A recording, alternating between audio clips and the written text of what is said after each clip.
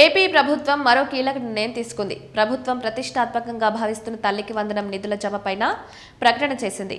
బుధవారం తల్లికి వందనం నిధుల లబ్ధిదారుల ఖాతాల్లో నిధులు జమ కానున్నాయి. అయితే తొలి విడతలో నిధుల విడుదల చేసే అర్హతల జాబితాలను వార్డు గ్రామ సచివాలయాలు అందుబాటులో ఉంచుతారు.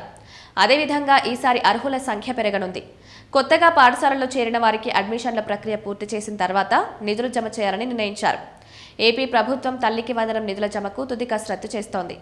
రాష్ట్ర వ్యాప్తంగా మొత్తం 64,76,590 మంది విద్యార్థుల తల్లుల ఖాతాల్లో 13,000 జమ కానున్నాయి. ఇందుకోసం 10,120.78 కోట్ల భారీ మొత్తానికి ప్రభుత్వం పరిపాలన అనుమతులు మంజూరు చేస్తూ కీలక ఉత్తర్వులు జారీ చేసింది.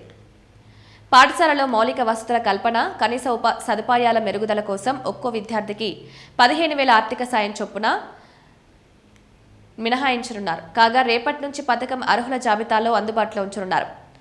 ఈ పథకంపై ఏవైనా అభ్యంతరాలు, ఫిర్యాదులు ఉంటే స్వీకరణకు గడువుగా నిర్ణయించారు. ఆగస్టు 4 నుండి 10వ తేదీ వరకు అందిన ఫిర్యాదులపై క్షేత్రస్థాయి పరిశీలన అనంతరం అదనపు అర్హుల జాబితా రూపకల్పన దిశగా నిర్ణయం తీసుకున్నారు. ఆగస్టు 25 తేదీలోగా కొత్తగా 1వ తరగతి ఇంటర్ తొలి సంవత్సరంలో చేరిన విద్యార్థుల వివరాల నమోదుకు తుది గడువుగా ఫిక్స్ చేశారు. ఆగస్టు 30న కొత్తగా అర్హత పొందిన లబ్ధిదారుల జాబితా విడుదల చేయడంతో పాటు ఖాతాల్లో నిధుల జమ విధంగా ప్రభుత్వం ప్రణాళికలు సిద్ధం చేసింది.